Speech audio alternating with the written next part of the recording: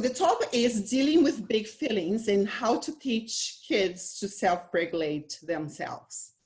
So the topic of emotions, it's a very hard topic to address, right? And I found a cartoon that I really like to share when I'm talking about feelings, because it's a funny cartoon, but at the same time, it's what usually happens when people talk about feelings. So here, a couple talking and having coffee in a beautiful afternoon, and then the question is, oh, you want me to talk about my feelings? Okay, I feel like talking about sports. So that's usually like what some of us, or most of the children actually, feel like when talking about feelings. People tend to avoid this topic, right? It's not something we're comfortable with for various reasons. And it's something that sometimes very few people, they have one person or two people that they can really share about their feelings. So it's something that is really hard to talk about. And the question is, why? Why people really have a hard time talking about feelings and feelings, or feeling their feelings, right? And the question is, what is feeling? Feeling is very basic. It's just an emotional state. Are you happy? Are you sad? So it's nothing really complex. If you go to the dictionary and you look at the definition of feeling, it's very simple. It's just one sentence, right? Feeling is an emotional state or reaction, right? So simple, very straightforward, nothing very hard to understand. However, we have a very hard time feeling this feeling, right? Well, and the big questions that I want to ask you guys is, okay, but are we born with the ability to feel feelings? And the question, yes, we are fully capable born. Since our very first second of our lives, we start crying and shouting, right, very loudly, we're able to feel, right? Babies start feeling promptly, right? Immediately. It's just something that it happens. And this is thanks to our amygdala. So it's a part of our brain that is fully developed since birth. Like when we have a baby, the amygdala is fully developed. So just going a little bit talking about what amygdala is, so you can meet your amygdala, the part responsible for our feelings. If you look at this image, it's very tiny, right? You see a red thing inside our brain that is responsible for our child's tantrums and emotional breakdowns, right? It's very interesting, it's very small, and that's fully developed. It's not gonna get any bigger. That's the size. And that's where our strong emotions, reactions, everything happens, right? If you see a spider and we start shouting, oh my God, there is a spider there, right? That's the amygdala talking to us, right? Our immediate reactions. And then when we get closer, we say, oh, it's just a piece of paper, right? And we start laughing. So this is due to our amygdala. However, there is, a however to that. However, what is the problem, right? The problem is kids are born capable of feeling their feelings, but they are not capable of understanding their feelings or regulating their feelings. So they know, kids know somehow that they're feeling something.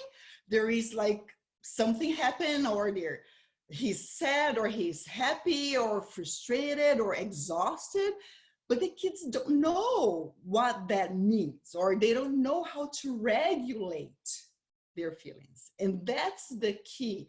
That's what I really want you guys to understand. There is something in there, but it's still not capable to understand or regulate. And that's thanks to our prefrontal cortex. So where is our prefrontal cortex? It's the frontal part of our brain that will only be fully developed when we are in the midst of mid-20s. It's where our prefrontal lobe will be fully developed. So babies have a long time to go until they really understand what is going on with their emotions. So the prefrontal cortex really help us become rational. That's the difference between, just feeling happy and understanding what happiness means and really embrace and being able to regulate our feelings. It's our thinking about our emotions, is making good decisions. So when we are very mad about something, or when the person just comes at us and become very aggressive, it's where we're going to think about and say, you know what, maybe she's going through a very difficult time. We have to respect. I'm not going to punch this person in the face, right? That's the frontal lobe working, right, with us. So what does that mean for parents? So you guys should be asking, okay, very interesting. So should I wait for my child to reach 20s before I educate them? No, it's just to highlight that we have a piece in our brain that is fully developed, that can feel the emotion, but there is another piece that are connected somehow that is not fully developed. So our role of for parent is, okay, what can we do, right? As a parent, as a caregiver, okay, we know that, but I don't know what to do. And the question, the way I answer this question for parents is, the earlier, the better. And why is that? Because we know the prefrontal lobe, it's not yet developed. However, our role as caregiver is to help and shape this development in a way that is very emotionally stable, right? So that's the role. Kids are born not knowing that, right? They need to learn how to regulate themselves. So the earlier we start, the better it is for us as parents and as caregivers to guide them and show that there are healthy ways for them to learn how to cope with their feelings. Because in the end, we are going to go through bad times, good times. We're going to be frustrated. We're going to be disappointed. And our role is to really guide, our kids through those stages. And so those 20 plus years of lives are so important. And that's why during the teenage years, for instance, is even more important, because it's where the frontal lobe is becoming more and more overloaded with feelings, with hormones and everything. So that's one of the key things I want you to understand about this presentation. So just to wrap it up, I'm gonna go through the most important case for those, first 5 minutes of presentation. So number one, kids are more likely to understand about their emotions with early opportunities to reflect upon them. So the earlier, the better, because we're kind of constructing together with our kids the right path to become emotionally stable. It's important to understand that kids' feelings affect every choice they make.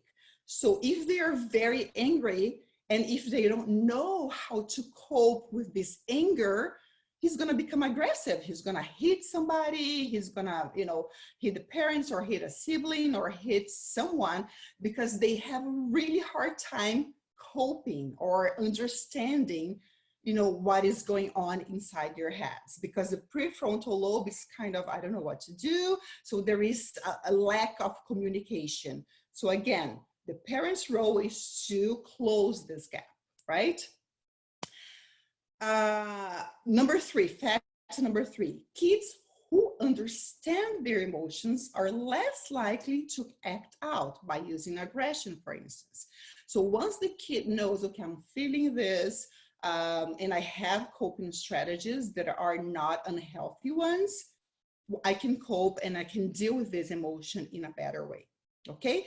And the last part is that I want you to understand is kids who have coping skills, have developed good and healthy coping skills, deal with their emotions in a more confident way, right? They become more confident and they really believe that they can handle any difficult situations because they are able to negotiate. So they are able to really become better problem solvers when it comes to emotional, intelligent type of problems. Okay, okay, very good. You are presenting, but I want to know, what to do as a parent. So I have developed this strategy. Actually, I have developed many strategies to help kids cope with their feelings, but this one is one of my favorite because it's a very simple, it's the most pragmatic one, very simple to use. And easy for especially little kids. There are more complex ones for older kids, especially during the teenage years, but this one can be applied for any age. And even for us adults, sometimes through this quarantine period, we need those techniques as well. So I'm gonna be sharing with you, if you do want to know more strategies, I'm gonna, at the end of my presentation, I'm gonna send you a link to my calming journal. I have in Spanish, Portuguese, and in English as well. So you can take a look at other techniques that I have developed. And also, please feel free to talk to me if you have more questions. So this is a very simple one. So the technique that I developed is divided into 4 parts, the A, B, C, D, right? And it starts, the first step, the A one, is really teaching the kids to acknowledge and accept their feelings, right? This is extremely important. Once the kid is able to do that, and again, it's so important for you to not to go to step B without really mastering step A, because one step really depends on the other. So if you don't accept your feelings, it's very hard for you to be able to cope with your feelings, right? So step B is be in charge of your feelings, which is very important. I'm going to talk about how we teach our kids to do that. Step C, converse about the feelings. And obviously there are different ways of conversing depending on the kid's personality. It could be, if she's very shy, probably it's not going to be a good idea to, let's talk about it. Tell me more. She's going to have a hard time talking about it. And the last one is do things differently, right? So it's about self-reflection, right? About critical thinking, about problem solving, what happens to yourself, okay? So let's move on. So what I'm going to be doing is for each step, I'm going to pause, see if you guys have any questions regarding to that specific step, and then I can move on to the next one. All right. So A, acknowledge and accept the feelings. This is so important, and I always tell parents, and parents really have a hard time acknowledging the feelings. So the first thing I want to emphasize is acknowledgement is not agreeing or condoning the child's actions. Let's say, oh no, you shouldn't feel that way. Oh, this is right. It's just like validating. The word validating is very, very important. You're going to validate the feeling behind the child, right? So for instance, the child is crying desperately, shouting, is having this tantrum because she lost her pencil, right? Very normal pencil. And usually parents say, why are you crying just because of a pencil? Like, you shouldn't do that. It's just a pencil, right? We tend to judge before we accept. And then the child gets more irritated. So the first thing is, okay, I understand you're feeling very sad because you lost this pencil, right? So that's the part of acknowledging, right? It doesn't matter if you agree or you don't agree with what is happening, because as parents, we know most of the times we do not agree with the tantrums. We do not agree with what is going on, but it's just, okay, showing to the kid that you understand where the kid is coming from, and showing the kid the importance of listening to their feelings, even though you don't agree or even though you agree. It does not matter your opinion right now. What matters is your validation, right? Because by acknowledging, by validating your child's feeling, you are starting the path for the child to really be in touch with his or her inner reality. Because everybody deals with situations differently. Okay, so for you, maybe the pencil was very important. We don't know exactly why it was so important, but for her at that moment, it was extremely important. So we cannot judge. We are not here to judge. So when we do that, we are setting we're putting the start line saying, okay, listen to your feelings. It's okay to feel sad, right? So that's such an important, and I really want to understand the importance of validation, because you're really putting the child in a situation where she can listen to herself. It's not just about crying.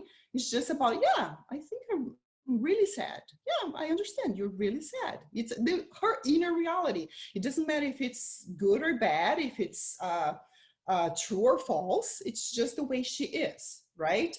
Only when the child is very, very clear about her reality, that she will get strength to go to next step, which is step B, which I'm going to be addressing later on.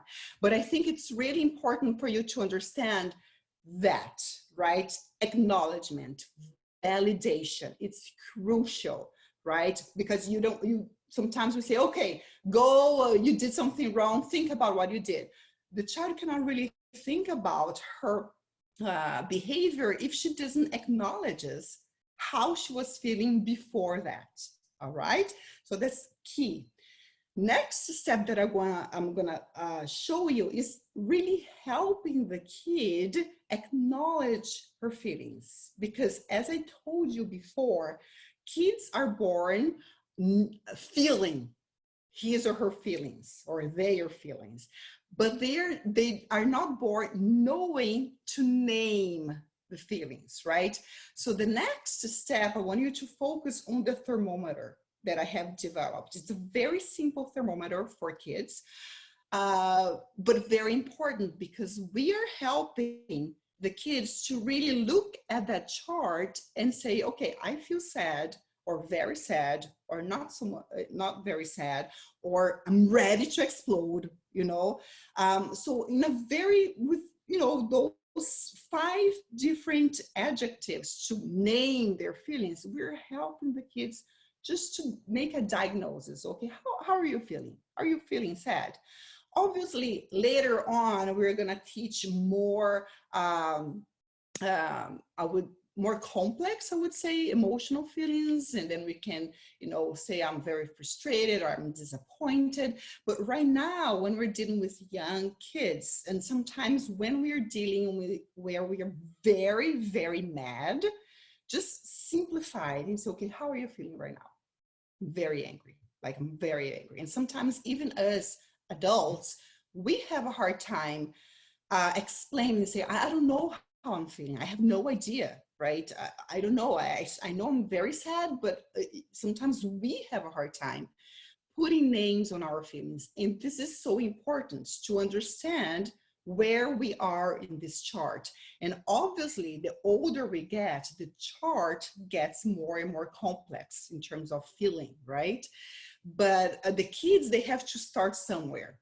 And putting names it's key, right? We really need to name their feelings. So even if the child is shouting, you can say, I understand, you're ready to explode, you're very angry, right? So you try to put names on how the child is behaving, so the child can already understand what is going on inside their body, right? So how to help your child? So just 4 hints: recognize his feelings, which is saying exactly what is going on.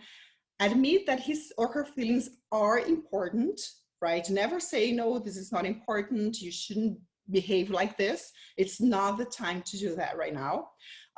Give the feeling a name. This is so important, right? You have to give the feeling a name, and listen quietly, which is so hard, right? For parents, especially when the kids are having a tantrum. The beginning of this process is very, very hard.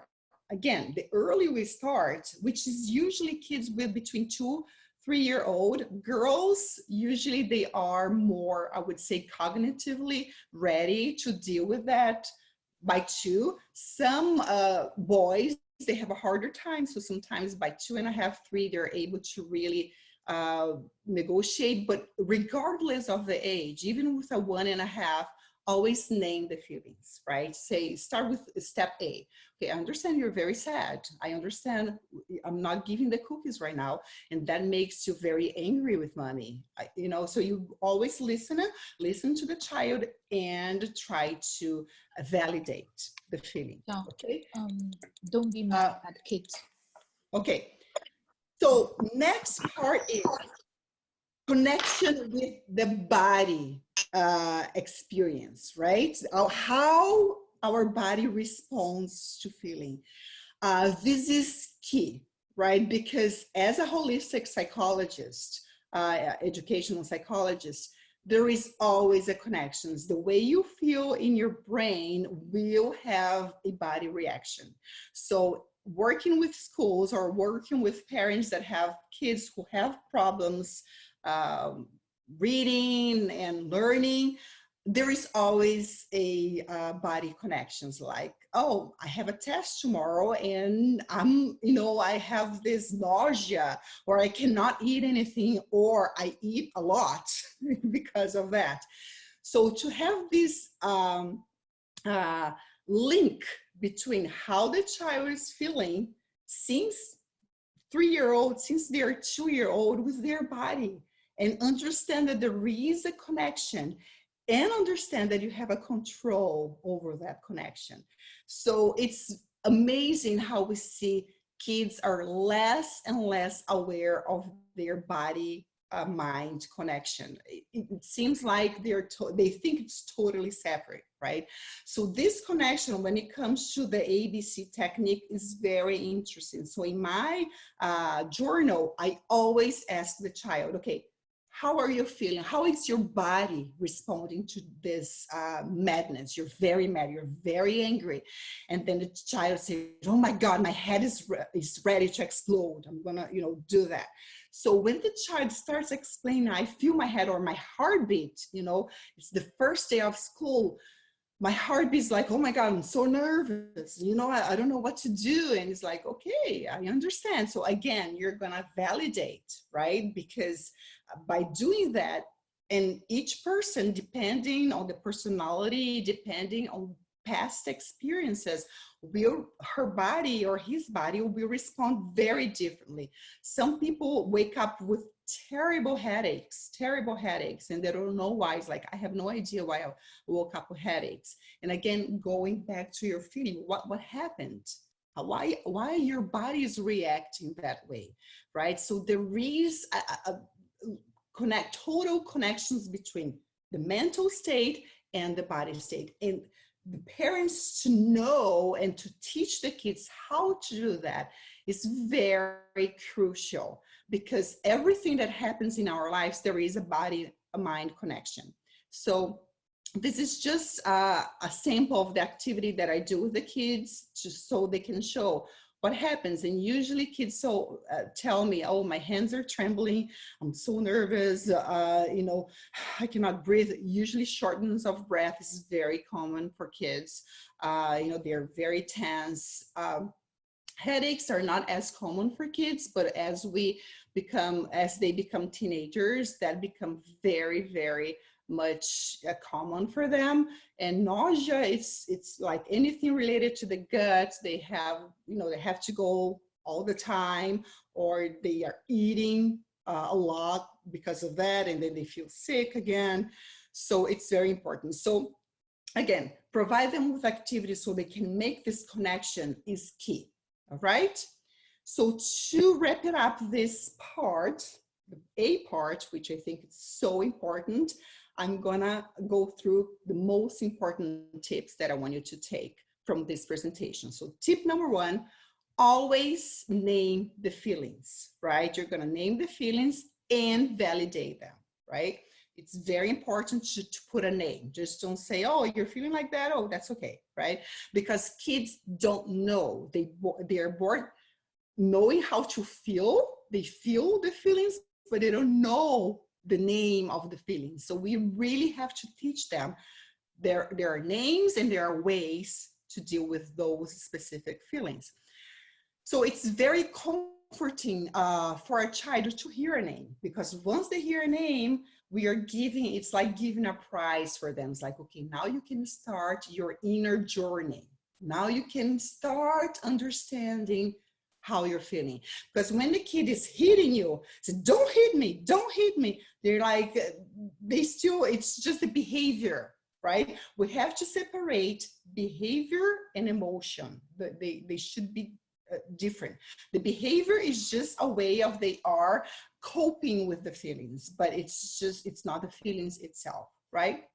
So giving a name to the child is feeling helps him learn to recognize his or her emotions, and then they're going to be able to express them instead of reactions. So after some time, which is not immediately, if you have a child who is having a lot of tantrums, don't expect the child to already, on the second time you're doing that, the child's going to say, yes, mom, I'm feeling very, very sad, right? It takes some time for the amygdala and for the frontal lobe to be able to communicate. Again, we are building the path, right? It's not just the first time you do that. After you finish our, event here, you're going to put in practice, and by tomorrow your child is already, 100%. There's already this connection. It's not like that, unfortunately. Validation. So validating the feeling. It's very important. Always say it's okay. It's okay.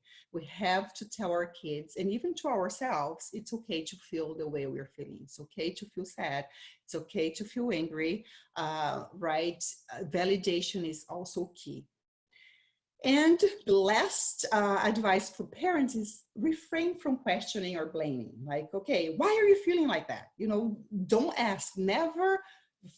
Questioning is not the first thing you should do, because if she's very angry, or don't say, like, when I'm stressed, for instance, if my husband comes to me and say, oh, you're not saying you shouldn't be stressed, like, who are you, right, to tell me I shouldn't feel stressed? Like, I am feeling stressed, and I am expecting somebody to acknowledge that. So I see you are stressed, I understand, even though he doesn't understand why, but just invalidating. Yeah, I understand you're really stressed, and so on and so forth. And this is what happens a lot, even with adults, right? We don't feel people acknowledging and validating our feelings a lot. So that's why we feel overwhelmed, okay? So validation is so, so important, okay? So I talked a lot. So any questions or call B, which is to be in charge with the feelings. This is really important. And again, it actually correlates with the question that we just had here. How can we really deal with our frustrations, with our sadness, or if we are very angry about something? So again, to go to step B, we have to let the child know that it's okay to feel angry, to feel sad, right? But, hitting a person, it's not the best choice, right? Try to avoid saying it's not okay, because we are kind of putting him into the word not really sometimes can irritate more the child. So we know it's not okay, but say, I don't feel comfortable. I don't think that's the best choice, right? And then we are gonna try to teach the child to learn different ways to cope with the feelings. So the step B, it's really to help the child control their feelings.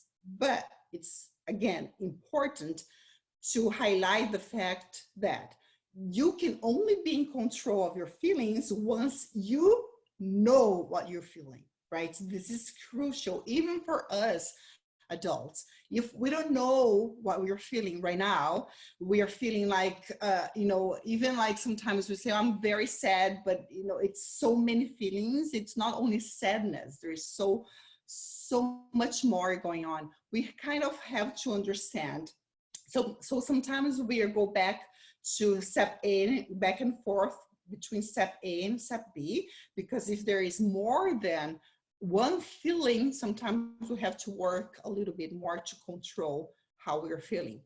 So help your child identify the feelings, and then help your child choose different coping strategies. So on the next page, I'm going to give you just some examples of what usually children choose as a coping strategy.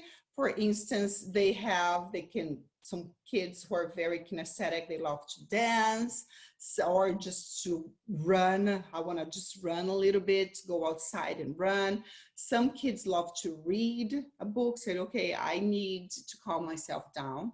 I'm very angry, or I just had a fight with my best friend, and I need a moment for myself. This moment to him or herself is really important. So there are different types of coping skills. You read a book, play with a toy. If you have a dog, dogs, animals, cats are excellent for coping because it's very calming. Some kids just love to do that. Here in my house, my kids love to have that. So, or just to breathe deeply, helping the child. Sometimes I ask parents just to guide your child, just breathe a little bit, do some in and out. This is very important. Or other techniques, sometimes play with glitter jars is a good technique as well, or play with sands, those, or with Play-Doh. There's so many other different techniques, but just try to see which one fits better with your child. And also it depends on the type of feeling that the child that is feeling at that time. Sometimes, today I'm very sad, I want to just relax and read a book, but I'm extremely angry, I need to go outside, I need to do something, right? So it depends also on the type of feeling and on the type of body reaction that I'm having. My physiological reaction really can influence how I'm going to cope with that feeling, right? So this is very important. One thing that I highlight for parents is technology. Don't use any type of technology for coping skills, right? Okay, so just go and watch a movie, or go there and play with your iPad, and then come back and we're gonna talk about your feelings. No, that's not something, because then it's not gonna help you think about your feelings or to manage your feelings, right? It's going to go to another part of the brain that is not really helpful when it comes to dealing with feelings. Okay, so the big no-no that I tell parents, you can do coloring, you can do a lot of things, but never really use technology for that, unless you're listening to a song. That's good, or you're going to be dancing, pretending you're dancing, but not to play a video game, for instance. Okay, the only thing that I would highlight there. So important tips for our step B. Kids have a very hard time calming themselves down. That's a very long process that you need to scaffold. Again, you need some time between the amygdala information to go into the frontal lobe. This distance, sometimes it takes time. That's why one of the best strategies, okay, let's just breathe. Even for us, when we're very stressed, let's just breathe in and breathe out a little bit, so we can really understand what is going on inside ourselves, inside our brain, and with our body. All right, so it's really important to guide. Another very important point that I highlighted before, and I want to highlight here on the step B, kids learn to self-regulate themselves by consciously acknowledging and validating. So it's a very conscious effort. It's not something that happens just naturally, right? It's just like, oh, we're gonna learn how to walk and, you know, and breathe. We already know how to breathe, and, you know, it's nothing about dealing with emotions. It's unconscious. It's really a very conscious effort, and it really needs guidance from somebody, from a caregiver, from a parent. And that's why, unfortunately, nowadays we are depending so much on apps and iPads and technology, and it does not help. It cannot help. We need a human being to acknowledge and to validate first, to teach us some coping skills based on our needs right at that time. And no technology can do that. So again, it has to be something that is very conscious. The child has to be aware of what he or she is going through. If she's not aware, it's impossible for us to move on, okay?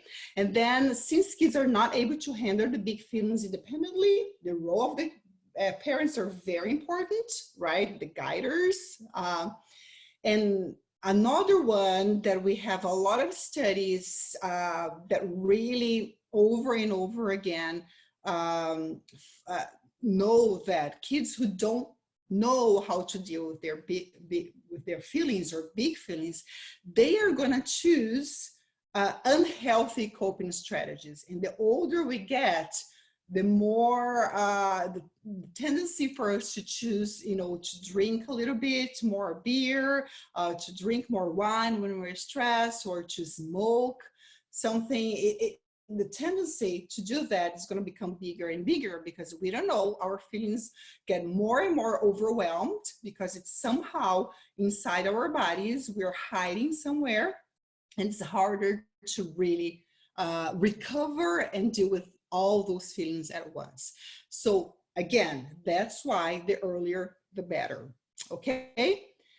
I'm gonna move on to step C, because we're kind of you know, I'm talking too much, but after step C, I'm gonna open up for questions, okay? The next step is to converse about the feelings, which is sometimes we need some time to really talk about this. The step C is very, very important when our kids get older. Preteens, teenagers, the feelings become more complex, right? For younger kids, they're sometimes, I'm angry because I lost my pencil. You know, it's very simple. You know, we validate that, we work with that. Sometimes he plays or she played with the toys, and that's it.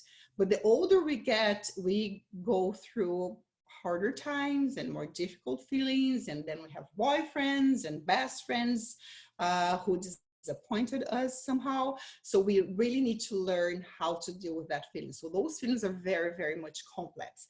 So some feelings, it needs more time. So it's important for us as parents to help the child tell their stories, you know, to really understand and gently guide them through. So it's very important. The role of the parents is always to guide the kids through that and not to judge. And for shy people and introverted, sometimes talking is very hard. And I'm going to show, not on the next slide, but 2 slides ahead, I'm going to show you some ways that we can bring that conversation on. And sometimes step B and C, they again will become, you will do back and forth.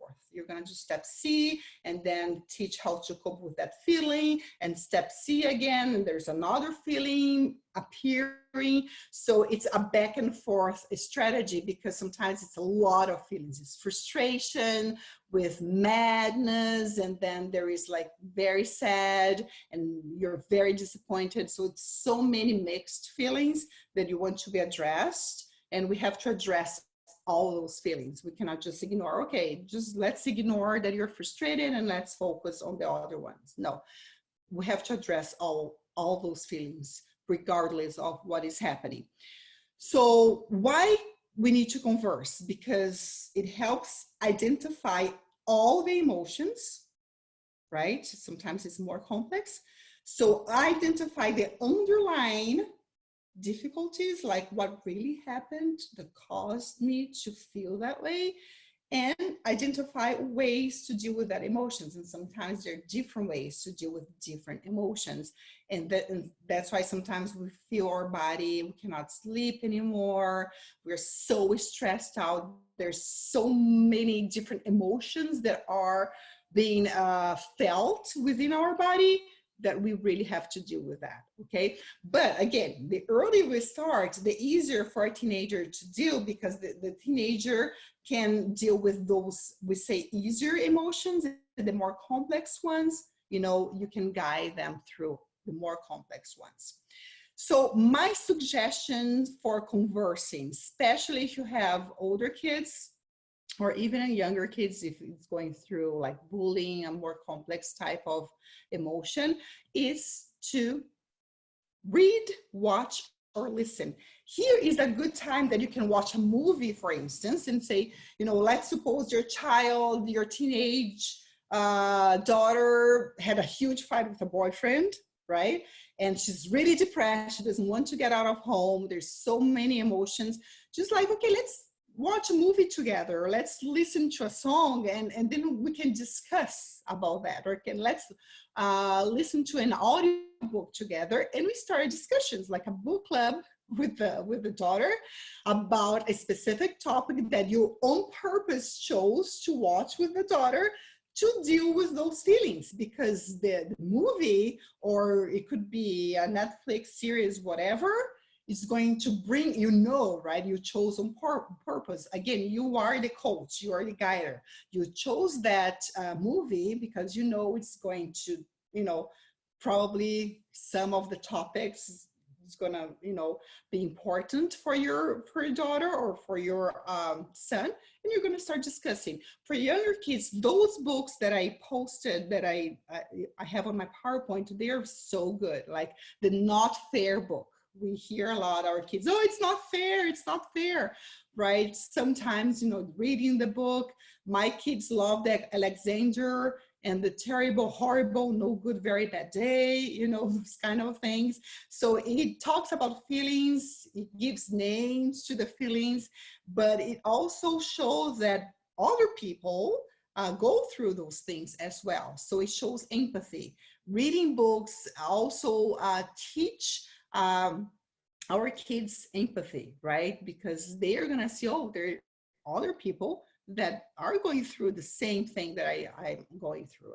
And then we can talk about it, and you can talk about just about the character of the book or the character of the movie, and you can move on from there, okay? Now, I can open up for one question, right, Cecilia? Our last step is the D. Do things differently. This step, I think, is crucial because it really stimulates self-reflection and problem solving. So the child will be able to understand why she hit before, right? Why she was so aggressive, and try to do things differently. So part of building an emotional intelligent child involves learning how to solve problems. So kids really need to learn how to solve their problems on their own, and not, you know, just copying and pasting what the parents said to them. So it's very important to solve problems by themselves. and you, the parents, being their guiders. I love the sentence from the quote from John Dewey that says, we do not learn from experience. We learn from reflecting on experience, right? And that's the key of this step-by-step program that I developed by my kid, because I always include a self-reflection part. We have to understand that before, I used to hit my parents, or I used to hit my friends. Now I don't do anymore. But the child can only move on from hitting and not hitting once there is this auto reflection process going on inside their heads. And this is where we are really focusing on the frontal part of the brain. Okay, now you have to think about what you did. You think that's okay, right? So what I do is stimulate. How do we stimulate critical thinking? Which is good not only for emotional intelligence, but it's good for any type of problems the child will face in life. So our role as parent is to coach, try to coach, try not to be the problem solver. And for teenager, that's crucial, because sometimes teenagers, obviously they think they know everything. So when we as parents come, okay, you should do this, don't do that, right? Don't go out with this friend anymore. We have to guide them. So obviously we are taking hopefully to the good path, right? But never put the child already where we want the child to be. Just coach, and the child will get there, right? Will get there if you're coaching the right way. Provide guidance. Sometimes, no, the guidance should be, let's watch a movie, let's just write a diary. Sometimes you can just draw. Some kids love to draw. Shy kids, they draw so well. Use the drawings. The drawings, they can say so much, and we take for granted. So especially with boys, I have so many boys that are feeling so frustrated and depressed and everything. But with the drawings, and we start talking about the drawings, and the boys just open up just by looking at the drawings. And I tell parents, okay, ask your child to draw. Why don't you have a diary between you and your son, a drawing diary? You start drawing and how you're feeling, and share how you're feeling as well, because you are the role model. I go to them so stressed, there's so much going on. Parents, you do have to share also your feelings, because you're a role model, right? You're modeling a good behavior. And working on helping your child to see that she or he has the ability to solve the problem by him or herself, right? That she can do that, right? She's capable. And that's crucial for the child to do that. If you don't guide the child to go through that, it's going to be so difficult, because when they go to college, they're going to be on their own by themselves. You're not going to be there. So by that time, hopefully we have already developed, a good emotional intelligent path, so the child will be able to cope with their frustration in a much healthier way, right? So some questions would be, again, for step D, how did you feel when that happened? So after, for example, you watch the movie and the child is bringing back that topic again, saying, I feel very frustrated. Now the child probably, if you're already on step D, the child is already able to talk, able to converse, able to think, able to see how she was feeling. So you can go over all those steps, and then you can go to, like, how did you react? How did your body respond? Which coping skills did you choose? And then you can ask, how could you have done this differently, and why, right? And why did you learn from this situation? Always tell your kid that it's good to have a learning moment throughout those process. All right, so this is so important.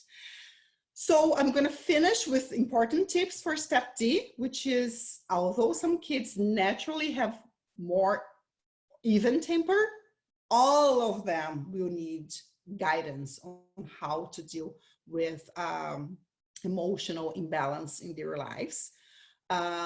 Tip number 2, all kids are different. So you really have to, as a parent, you really have to know who are your kids, who your kids are. If they're shy, introverted, extroverted, likes to draw, likes to read, likes to write, you have to figure that out. Obviously, a psychologist can help you go through that, but it's crucial. It's really important. Learning to control emotions, it's a long journey. So don't expect, again, that you're going to start the ABCD technique tomorrow, and then by the end of the week, we are done. Your kid is already able to do everything, because the kid will go through different emotions. But once you have the techniques inside your brain and you chose the right technique for your kids, then it's going to be much easier to move on. And there are no lessons or learning that are more meaningful to the ones the kids find themselves, right? So the kids are the ones who will have to figure it out how and what is the best way to solve this problem. So again, your role as a parent is as a guide, not as a problem solver, okay? So if you're interested in learning more coping strategies, you can contact me. On the last page, there is my contact, my website. There is also my Calming Place journal that I have in Spanish and in Portuguese as well. And this is especially for kids from 3 to 12. But now I'm going to be opening for questions. You can